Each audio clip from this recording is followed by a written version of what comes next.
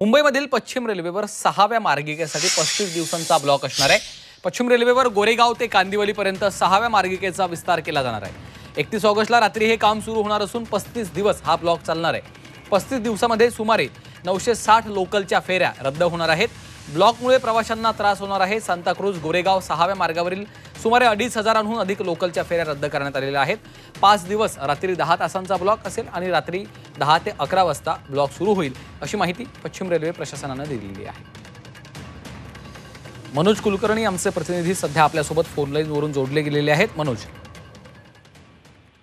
पश्चिम रेल्वे मार्गावर 6व्या मार्गिकेचं विस्तारीकरण होत आहे। गोरेगाव ते कांदिवलीच्या दरम्यान जवळपास 4.75 किलोमीटर इतका हा रेल्वे रूळ टाकण्यात येणार आहे आणि त्यासाठीच हा मेगा ब्लॉक घेण्यात येणार आहे। 31 ऑगस्ट पासून या मेगा ब्लॉकला सुरुवात होणार आहे आणि त्या दरम्यान मात्र जवळपास 35 दिवसाचा हा मेगा ब्लॉक असणार आहे आणि त्यानिमित्त 960 लोकल ज्या आहेत त्याच्या फेऱ्या रद्द होणार आहे।